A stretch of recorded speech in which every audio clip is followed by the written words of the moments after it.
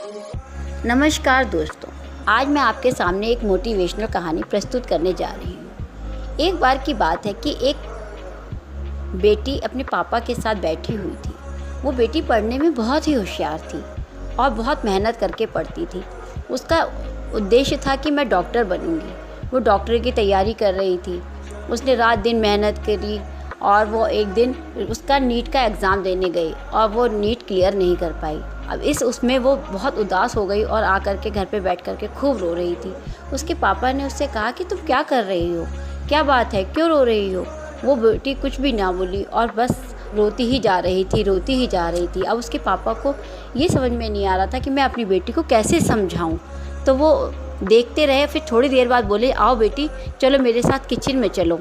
वो अपनी बेटी को किचन में ले गए और ले जा कर के उन्होंने क्या किया, एक गैस स्टोव जलाया। उस एक बर्तन में थोड़े से आलू रख दिए, दूसरे बर्तन में पानी डाल करके उसमें अंडे रख दिए और तीसरे में कॉफ़ी रख दी। तीनों को एकदम उसी टेम्परेचर में रखा और तीनों को 15 मिनट तक बॉईल किया।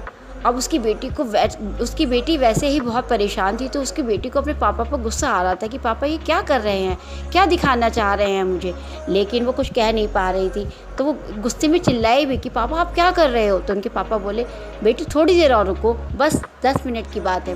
15 मिनट बाद उन्होंने स्विच ऑफ कर दिया गैस का और उन्होंने फिर कहा कि देखो, अब इसमें से उन्होंने आलू को निकाल करके प्लेट में रख करके अलग कर दिए, अंडे अलग प्लेट में कर दिए और कॉफ़ी जो थी उसको अलग एक कप में छान लिया। फिर बेटी से कहा, बेटी ज़रा आलूओं को फोड़ो।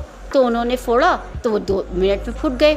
दूसरे में अंडे उठाए तो कहा कि बेटा अब इसको फोड़ो, तो वो फूट नहीं रहे थे। तो एक चाकू और चम्मच की उस हेल्प से उन्हें फोड़ा। और तीसरे में कहा कि बेटी इस कॉफ़ी के मग को उठाओ। तो देखा तो उसमें से बहुत अच्छी खुशबू आ रही थी। खुशबू आते ही वो इतनी खुश हो गई।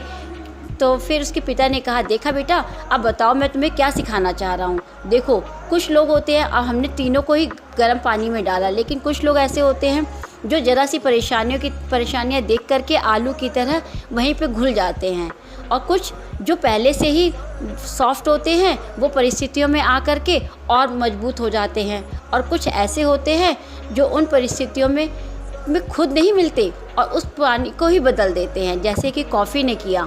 तो इस तरीके से हमें भी अपने जीवन में परेशानियों को अपने ऊपर हावी नहीं होने देना चाहिए, बल्कि हमें अपनी परेशानियों को से ही एक नया उद्देश्य, नया मुकाम हासिल कर लेना चाहिए। इस कहानी से हमें यही शिक्षा मिलती है। धन्यवाद।